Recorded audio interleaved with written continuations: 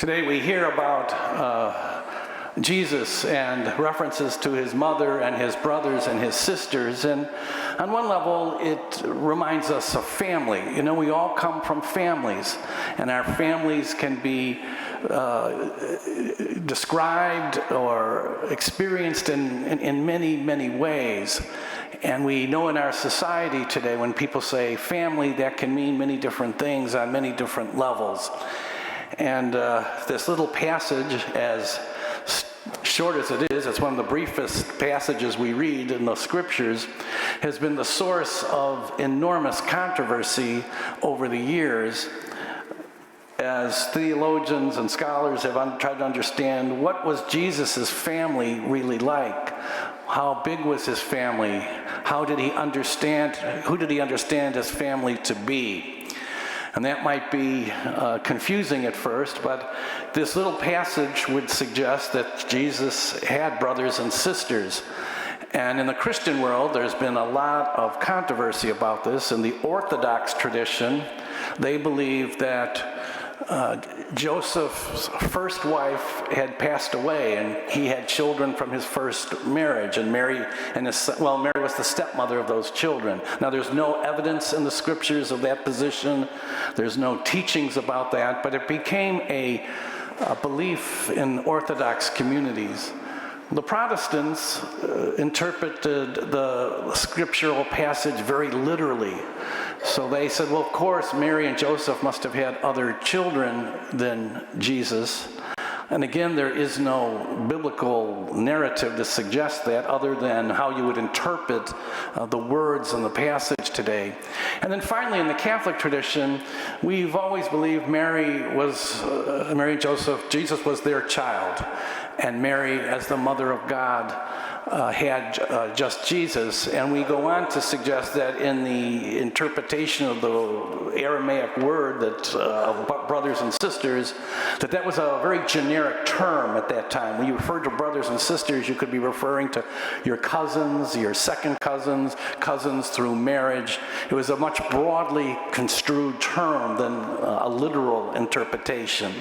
Now, we can get very involved in that kind of a conversation and miss the point of the gospel today. Jesus is calling us to be a human family where we are all related to one another because of our baptism in Jesus Christ. We are all members of a spiritual family that unites us all around the world and all through history. And the kind of community that Jesus was calling us to be part of was a community in which everyone felt a love and a care and a respect for everyone.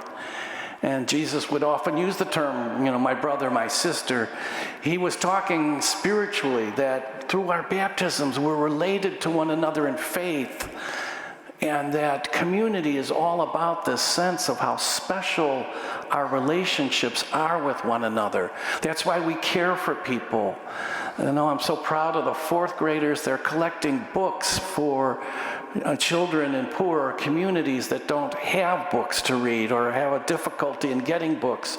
And just in the little while we've been collecting books, the fourth graders have collected hundreds and hundreds of books. And you know how it is for you, how exciting it is when you get a new book. Remember the book fair, how much fun it was looking at all those beautiful books.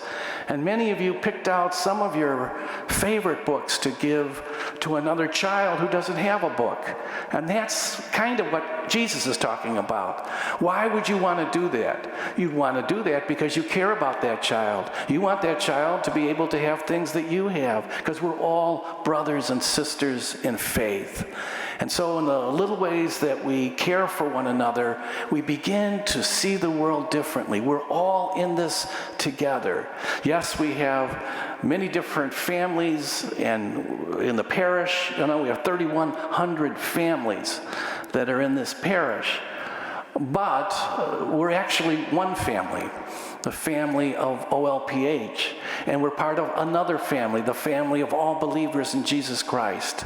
And today we celebrate our love for one another and to be concerned about one another and to be generous with all the gifts that the Lord has blessed us with. Thank you for participating in this production of our virtual Mass. Your presence means so much. Every day, so many parishioners connect to OLPH through the digital ministry.